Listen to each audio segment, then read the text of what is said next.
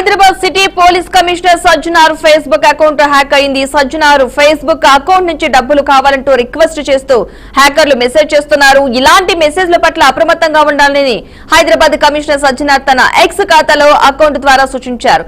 ఇలాంటి మెసేజ్లు నమ్మొద్దు అంటూ పబ్లిక్ అలర్ట్ గా ఉండాలంటూ కూడా హెచ్చరించారు. తన పేరుతో సైబర్ నేరగాళ్లు ఫేస్బుక్ ఖాతాలు సృష్టిస్తున్నారని తెలిపారు. ఆ ఖాతాల ద్వారా తన స్నేహితులకు తాను ఆపదలో ఉన్నాను డబ్బులు పంపండి అంటూ మోసపూరిత మెసేజ్లు పంపిస్తున్నారని ఒక స్నేహితుడు నిజమని నమ్మి 20,000 రూపాయలు మోసగాళ్లకు పంపించాడని వివరించారు.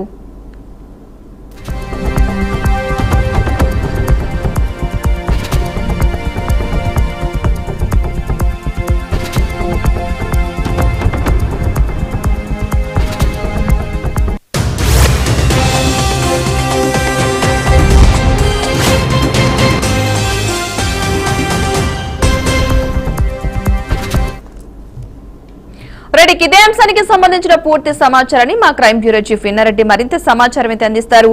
ఇన్నారెడ్డి, చెప్పండి, ఒక సిపి సజ్జనార్ అకౌంట్ నే ఇలా ఫేస్బుక్ అకౌంట్ నే వాళ్ళు హ్యాక్ చేశారంటే ఈ ఘటన మనం ఏ విధంగా చూడాలి? ఇంకా సాధారణ ప్రజల పరిస్థితి ఏంటి? ఎలాంటి జాగ్రత్తలు తీసుకుంటున్నారు ఇప్పుడు?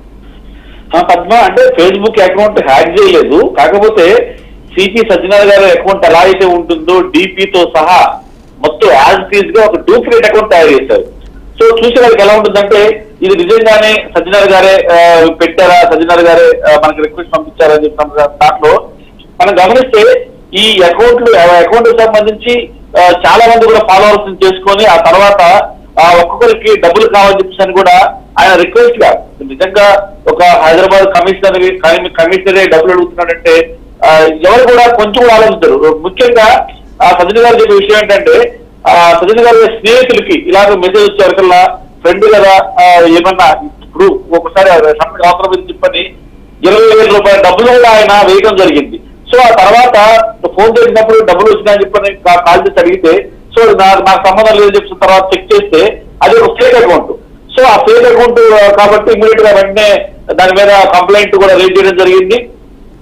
ఏమంటే పోలీసులు కూడా సమాచారం ఇచ్చారు. దీంట్లో ఈ ఫేక్ అకౌంట్ అనేది కూడా ఎవరు క్రియేట్ చేశారు, తర్వాత దానికి సంబంధించిన యూపీఐ ఐడి ఉంది. అంటే ఏదైనా సరే ఒక బ్యాంక్ అకౌంట్ మనం కనుక డబ్బులు పంపించాలంటే ఒక యూపీఐ ఐడి కూడా ఉంటుంది. సో ఆ యూపీఐ ఐడి ఉంది కాబట్టి ఆ యూపీఐ ఐడి ఆధారాన్ని కూడా ప్రస్తుతం పోలీసులు కేసు నమోదు తీసుకుని దర్యాప్తు చేస్తా ఉన్నారు. మొత్తం మీద ఒక ఫేక్ అకౌంట్ క్రియేట్ చేసి చివరకు అట్లీస్ట్ కమిషనర్ నే ఈ రకంగా ఒక ఫేక్ అకౌంట్ క్రియేట్ చేశారంటే వాళ్ళు ఎంత రీతిలో సైబర్ క్రిమినల్స్ అనే వాళ్ళు మనం చూసాం. కొద్ది క్రితమే హైకోర్టు వెబ్సైట్ సైతం కూడా హ్యాక్ చేయగలిగారు. తర్వాత ఇప్పుడు ఒక డూప్లికేట్ అకౌంట్ తయారు చేసి సజ్జనార్ గారి పేరు మీద డబ్బులు రిక్వెస్ట్ చేయడం అనేది నిజంగా చాలా సీరియస్ తీసుకున్న సజ్జనార్ గారు కూడా ఎవరైనా సరే ఇలాంటి ఫ్రెండ్ రిక్వెస్ట్ ఇచ్చినా లేకపోతే ఫ్రెండ్ ఫోన్ డబ్బులు అడిగినా కూడా ఒకసారి ఫోన్ చేసి అడగండి సో అవునా కదా అని. ఆ తర్వాత మాత్రమే మీరు షేర్ చేసుకుని చెప్పని కూడా హెచ్చరికలు జారీ చేయడం జరిగింది. ఖచ్చితంగా వీళ్ళెవరు ఎక్కడి నుంచి వీళ్ళు రకంగా డూప్లికేట్ అకౌంట్ క్రియేట్ చేసి డబ్బులు రిక్వెస్ట్ చేస్తున్న దాని మీద ప్రస్తుతం కేసు నమోదు దర్యాప్తు చేస్తాం. అంటే ఈ మధ్య కాలంలో ఇన్నారెడ్డి మనం చూసుకుంటున్నట్లే కనుక ఈ ఫేక్ అకౌంట్స్ ఎక్కువగా క్రియేట్ చేయడం, అంటే సామాన్య పబ్లిక్ కావచ్చు, సెలబ్రిటీలే కావచ్చు, ఇలాగా ఒక హోదాలో ఉన్న అధికారుల అకౌంట్స్ కావచ్చు, ఇలా ఫేక్ గా క్రియేట్ చేయడం బాగా అలవాటు అయిపోయిన నేపథ్యంలో ఏంటి అధికారులు ఏమైనా దానికి పరిష్కార మార్గం వెతికే ప్రయత్నం చేస్తున్నారు అనుకోవచ్చు అంటారా? పద్మ, మనం గమనించవచ్చు, ప్రధానంగా మనం గమనిస్తే ఇలాంటి ఫేక్ అకౌంట్స్ అనేవి క్రియేట్ చేయడం చాలా ఈజీగా జరుగుతూ ఉంది. మనం ఏంటంటే సేమ్ సజ్జనార్ గారు ఈ అకౌంట్ గా మనం చూస్తే దీంట్లో 32K ఫాలోవర్స్ ఉన్నారు. యాక్చువల్ గా ఒరిజినల్ అయితే 122K ఫాలోవర్స్ ఉన్నారు. అంటే అంతమంది ఆయన అబ్బాయిస్తారు.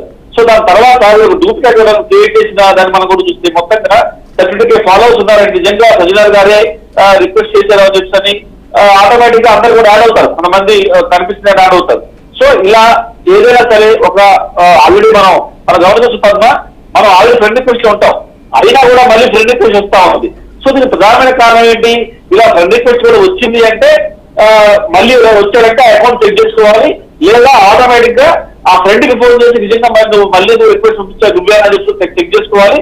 ఒకవేళ డబ్బులు అడిగితే కూడా వాళ్ళు ఇవ్వకుండా డెఫినెట్ గా జాగ్రత్తగా ఉందని చెప్పన్నారు. ఒకవేళ అకౌంట్ చేయడం తెలియగానే ఇమ్మీడియట్ గా 1930కి లేకపోతే cyber crime.gov.in కంప్లైంట్ చేయాలని చెప్పని కూడా సజ్జనార్ చెప్తా ఉన్నారు. పద్మ, ఓకే, ఈ హ్యాకర్స్ కూడా మనం చూసుకున్నట్లయితే కనుక ఎక్కువగా ఎవరికైతే ఫాలోవర్స్ పెరుగుతారో ఆ వాళ్ళనే టార్గెట్ చేస్తున్నారు అనుకోవచ్చు అంటారా? ఇలాగా ఒక అధికారికి కూడా వీళ్ళు ఫేక్ అకౌంట్ క్రియేట్ చేశారంటే ఖచ్చితంగా. అంటే పోలీసులు అంటేనే భయం లేదు. హైదరాబాద్ కమిషనర్ సజ్జనర్ గారు అంటే ఒక ట్రైన్డ్, తర్వాత ఒక ఎఫిషియెంట్, ఎక్సలెంట్ ఐపీఎస్ ఆఫీసర్. ఎవరికైనా ఆపద వచ్చింది అంటే ఇమ్మీడియట్ గా రెస్పాండ్ అయ్యే ఆఫీసర్లు ఫస్ట్ ఉంటారు ఆయన.